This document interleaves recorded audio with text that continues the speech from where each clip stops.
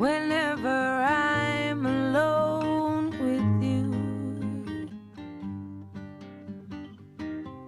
You make me feel like I am home again. Ты не представляешь, насколько мне тяжело записывать эти видео. Мне очень хочется создать атмосферу непринужденной, дружеской, теплой беседы. Мне хочется, чтобы это было очень таким искренним опытом. А у камеры, у искусства видеографии есть свои какие-то правила. Для того, чтобы видео было интересным, его нужно редактировать, нужно создавать сет. А еще мы очень часто любим приухорашивать себя. А я не хочу приухорашивать, потому что я хочу, чтобы ты знала все больше и больше и больше, что то, какая ты есть, вот такая, какая ты есть сейчас дома, в туалете, где бы ты ни была, на кухне, в машине. Совершенно тебе не нужно себя приухорашивать. Ты можешь, если ты хочешь, но тебе не нужно. Мне хочется верить самой, что я могу жить в этом мире. Есть ценность у искренности. Есть ценность того, чтобы просто быть собой. Без приукрашивания, без цензуры.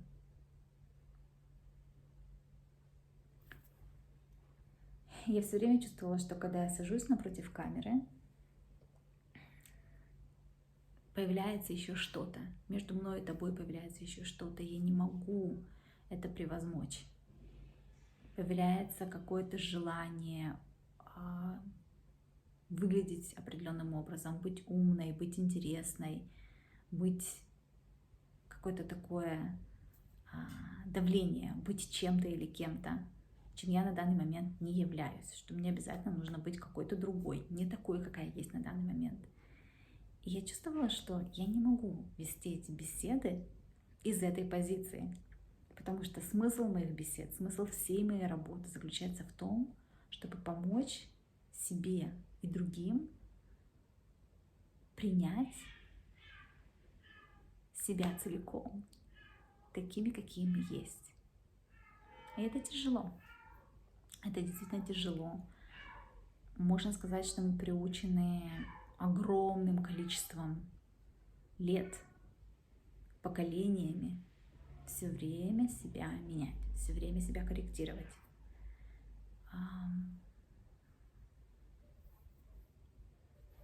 Иудео-христианская традиция, которая основана на греховной природе человека, над которой нужно все время не знаю, как это правильно сказать, преобладать, с которой нужно все время бороться.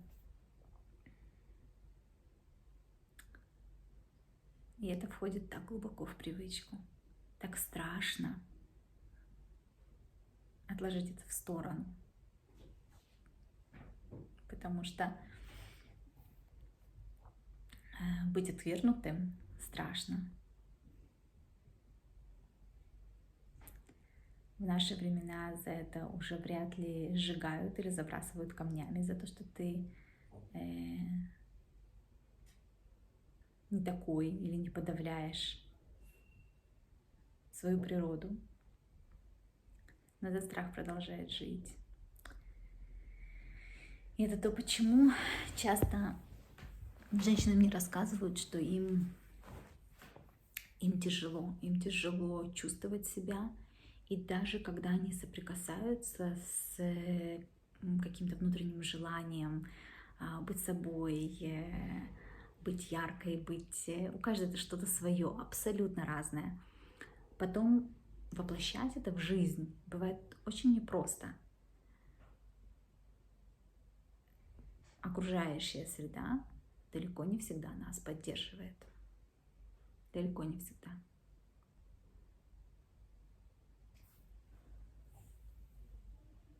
Это совершенно реальный страх потерять своих друзей, кого-то из друзей.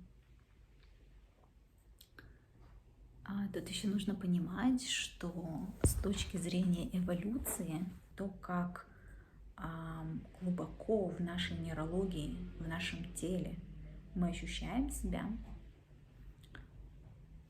быть отверженным социально приравнивается к смертельно опасному опыту.